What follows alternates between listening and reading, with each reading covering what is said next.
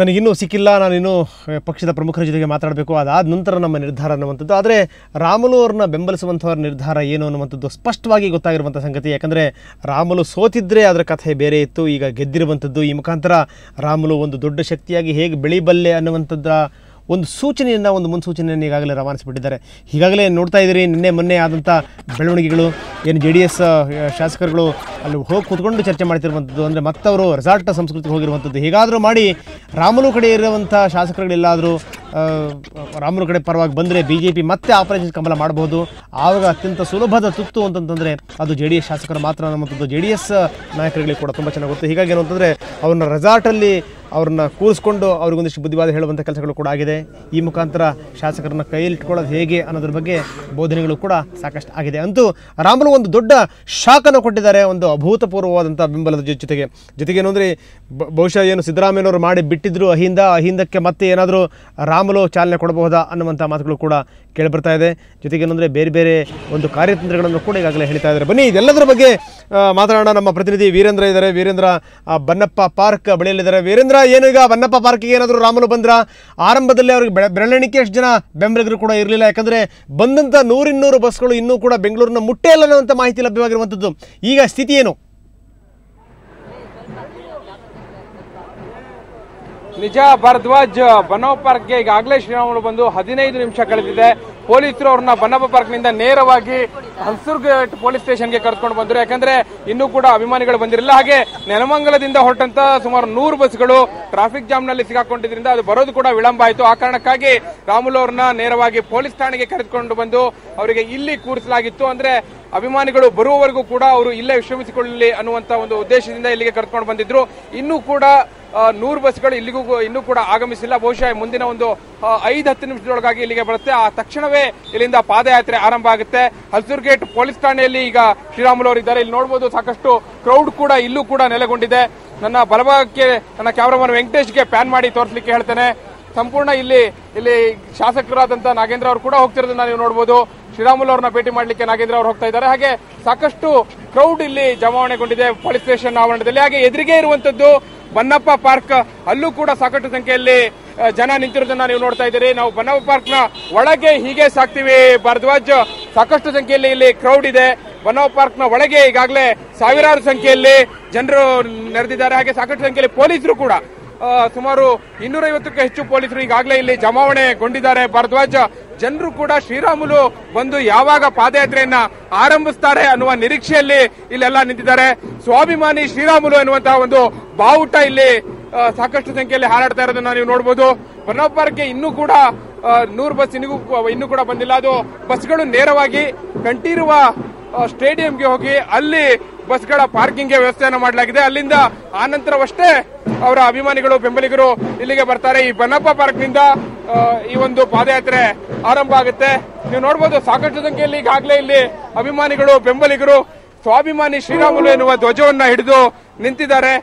ಶ್ರೀರಾಮುಲು ಈಗಾಗಲೇ ಬಂದಿದ್ದಾರೆ, ಆದ್ರೂ ಕೂಡ ಇನ್ನೂ ಕೂಡ ಅವರ ಬೆಂಬಲಿಗರು ಅಭಿಮಾನಿಗಳು ಇರುವಂತಹ ಬಸ್ ಇನ್ನೂ ಕೂಡ ಆಗಮಿಸಿಲ್ಲ. ಅದಕ್ಕಾಗಿ ಕಾದು ನಿಂತಿದ್ದಾರೆ ಭರದ್ವಾಜ್. ಬಹುಶಃ ಮುಂದಿನ ಒಂದು 5-10 ನಿಮಿಷದೊಳಗಾಗಿ ಅವರೆಲ್ಲರೂ ಕೂಡ ಇಲ್ಲಿ ಬಂದ್ರೆ ಸರಿಸುಮಾರು 100 ಬಸ್ಗಳಲ್ಲಿ ಏನು ಜನರು ಬರ್ತಾ ಇದ್ದಾರೆ ಅವರೆಲ್ಲರೂ ಬಂದ ನಂತರ ಪಾದಯಾತ್ರೆ ಆರಂಭ ಆಗುತ್ತೆ. ಆದ್ರೆ ಒಂದಿನ ಗಮನಿಸಬೇಕು ಭರದ್ವಾಜ್, 10:30ಕ್ಕೆ ಶ್ರೀರಾಮುಲು ಅವರ ಪ್ರಮಾಣ ವಚನ ಸ್ವೀಕಾರ ಕಾರ್ಯಕ್ರಮ ನಿಗದಿಯಾಗಿತ್ತು. ಆದ್ರೆ ಶ್ರೀರಾಮುಲು ಅವರ ಆಪ್ತರು ಹೇಳುವ ಪ್ರಕಾರ 10:30ಕ್ಕೆ ನಾವು ಅಲ್ಲಿಗೆ ತಲುಪಲಿಕ್ಕೆ ಆಗೋದಿಲ್ಲ. ಆ ಕಾರಣಕ್ಕಾಗಿ ಸ್ಪೀಕರ್ ಕಚೇರಿಗೆ ನಾವು ದೂರವಾಣಿ ಮಾಡಿ ಅನುಮತಿಯನ್ನ ಪಡೆದಿದ್ದೇವೆ. 11 ಗಂಟೆಗೆ ಪ್ರಮಾಣ ವಚನ ಸ್ವೀಕಾರ ಕಾರ್ಯಕ್ರಮವನ್ನ ನಿಗದಿ ಮಾಡಿ ಅನ್ನುವಂತ ಒಂದು ಮನವಿ ಮಾಡಿಕೊಂಡಿದ್ದೇವೆ ಅನ್ನುವಂತ ಮಾಹಿತಿಯನ್ನು ಕೊಟ್ಟಿದ್ದಾರೆ. ಬಹುಶಃ ಮುಂದಿನ ಒಂದು 5-10 ನಿಮಿಷದೊಳಗಾಗಿ ಪಾದಯಾತ್ರೆ ಆರಂಭ ಆಗುವಂತ ಸಾಧ್ಯತೆ ಇದೆ ಭಾರದ್ವಾಜ್. ಓಕೆ, ನಾವು ನೋಡ್ತಾ ಇದ್ದೀವಿ ಏನು ಒಂದು ಅರ್ಧ ಗಂಟೆ ಮೊದಲು ಸ್ಥಿತಿ ಏನಿತ್ತು ಅಂತ ಸ್ಥಿತಿ ಖಂಡಿತವಾಗ್ಲೂ ಇಲ್ಲ ವೀರೇಂದ್ರ. ಅದನ್ನು ನಾವು ಕೂಡ ನೀವು ದೃಶ್ಯಗಳಲ್ಲಿ ತೋರಿಸ್ತಾ ಇದ್ದೀರಿ, ನಾವು ಕೂಡ ನೋಡ್ತಾ ಇದ್ದೀವಿ. ಯಾಕಂದರೆ ಆಗ ಬೆರಳೆಣಿಕೆ ಜನ ಮಾತ್ರ ಕಾರ್ಯಕರ್ತರಿದ್ದರು. ಈಗ ಅತ್ಯಂತ ದೊಡ್ಡ ಸಂಖ್ಯೆಯಲ್ಲಿ ಅವರ ಅಭಿಮಾನಿಗಳು ಮತ್ತು ಕಾರ್ಯಕರ್ತರು ಕೂಡ ಇದ್ದಾರೆ. ನಾವು ಪೊಲೀಸ್ ಸ್ಟೇಷನ್ನ ಮುಂಭಾಗದಲ್ಲಿ ನಾವು ನೋಡ್ತಾ ಇದ್ದೀವಿ.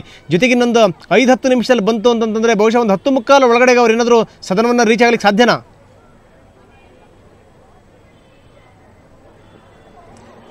10:45 ಒಳಗೆ ರೀಚ್ ಆಗೋದು ಸ್ವಲ್ಪ ಕಷ್ಟ ಆಗ್ಬೋದು. ಯಾಕಂದ್ರೆ ಈಗಾಗಲೇ 10:10 ಆಗೋಗ್ಬಿಟ್ಟಿದೆ ಭರದ್ವಾಜ್. ಇನ್ನೂ ಕೂಡ ಇಲ್ಲಿಂದ ಪಾದಯಾತ್ರೆ ಆರಂಭ ಆಗಿಲ್ಲ.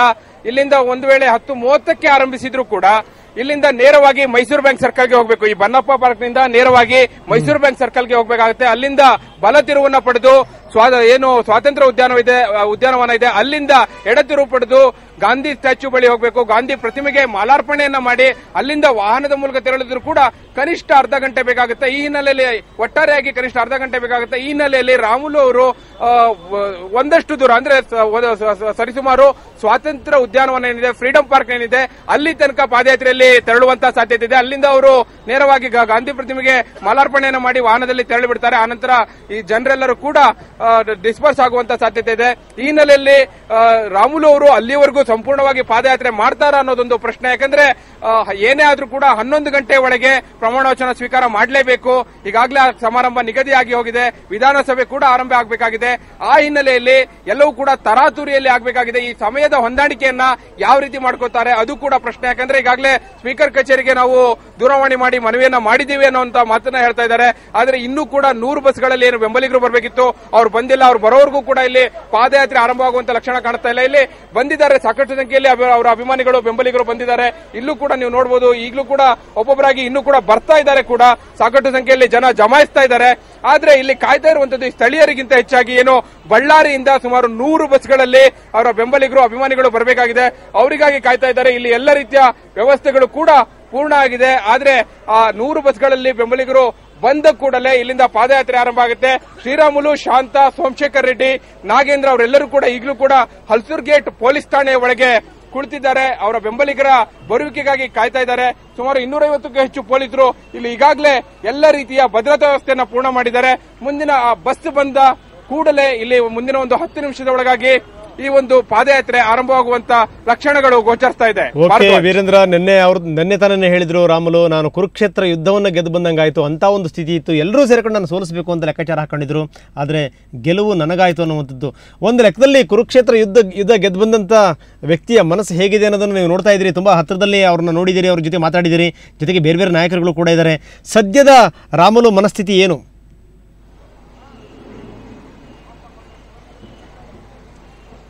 ನಾವು ನೇರವಾಗಿ ಶ್ರೀರಾಮುಲು ಅವ್ರನ್ನೇ ಮಾತನಾಡ್ತೀವಿ ಭಾರದ್ವಾಜ್. ಆಗ ಅವರು ಹೇಳಿದ್ದೇನೆಂದ್ರೆ, ನನ್ನ ಈಗ ಮೊದಲ ಒಂದು ಇರುವಂತದ್ದು, ಕಣ್ಣಿರುವಂತದ್ದು, ದೃಷ್ಟಿ ಇರುವಂತದ್ದು ಜನರ ಬಳಿ ತೆರಳಬೇಕು. ಈಗ ಇವತ್ತು ನಾನು ಪ್ರಮಾಣ ವಚನ ಸ್ವೀಕರಿಸಿದ ನಂತರ, ವಿಧಾನಸಭೆಯಲ್ಲಿ ಭಾಗವಹಿಸಿದ ನಂತರ ರಾಜ್ಯಾದ್ಯಂತ ಜನರನ್ನ ಹೋಗಿ ಭೇಟಿ ಆಗ್ತೇನೆ.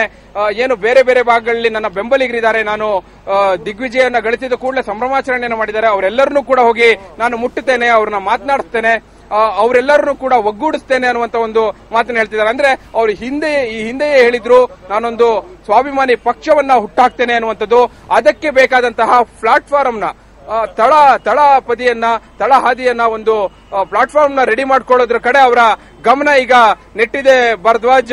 ಆನಂತರವಷ್ಟೇ ಬೇರೆಲ್ಲ, ಅದು ಸರ್ಕಾರಕ್ಕೆ ಇವರು ಬಿಸಿ ತಿಪ್ಪು ಆಗುವಂತದ್ದಾಗಿರ್ಬೋದು, ಅಥವಾ ಮಧ್ಯಂತರ ಚುನಾವಣೆಯ ಪ್ರಶ್ನೆ ಆಗಿರ್ಬೋದು, ಅಥವಾ ಇವರ ಬೆಂಬಲಿಗರು ಸರ್ಕಾರಕ್ಕೆ ನೀಡಿರುವ ಬೆಂಬಲವನ್ನು ವಾಪಸ್ ಪಡೆಯುವಂತದ್ದಾಗಿರ್ಬೋದು, ಅವೆಲ್ಲವೂ ಕೂಡ ಮುಂದಿನ ಬೆಳವಣಿಗೆ. ಈಗ ನನ್ನ ದೃಷ್ಟಿ ಇರುವಂತದ್ದು ನೇರವಾಗಿ ರಾಜ್ಯಾದ್ಯಂತ ಇರುವಂತಹ ನನ್ನ ಬೆಂಬಲಿಗರನ್ನ ತಲುಪುವಂತದ್ದು, ಅವರನ್ನ ಒಗ್ಗೂಡಿಸುವ ಕಡೆ ನನ್ನ ಗಮನ ಇದೆ ಅನ್ನುವಂತ ಮಾತನ್ನ ಹೇಳಿದ್ದಾರೆ. ಅಂದ್ರೆ ಎಲ್ಲೋ ಒಂದ್ ಕಡೆ ಶ್ರೀರಾಮುಲು ಅವರು ಬಹಳ ದೂರದೃಷ್ಟಿಯನ್ನ ಇಟ್ಕೊಂಡು ಹಂತವಾಗಿ ಹೋಗುವಂತ ಒಂದು ಪರಿಕಲ್ಪನೆಯನ್ನ ತಮ್ಮ ಕಣ್ಮುಂದೆ ಇಟ್ಕೊಂಡಿರೋದು ಬಹಳ ಸ್ಪಷ್ಟವಾಗಿ ಗೋಚರಿಸ್ತಾ ಇದೆ. ಯಾಕಂದ್ರೆ ಅವರ ಸಹೋದರಿ ಶಾಂತ ಅವ್ರನ್ನ ಕೂಡ ನಾವು ಮಾತಾಡಿದ್ವಿ. ಅವರು ಕೂಡ ಅದೇ ಮಾತು ಹೇಳಿದ್ರು. ಯಾವುದೇ ಒಂದು ಸಡನ್ ತೀರ್ಮಾನವನ್ನು ಅಂದ್ರೆ ಈಗ ತತ್ಕ್ಷಣಕ್ಕೆ ಯಾವುದೇ ಒಂದು ನಿರ್ಧಾರವನ್ನ ನಾವು ಕೈಗೊಳ್ಳೋದಿಲ್ಲ.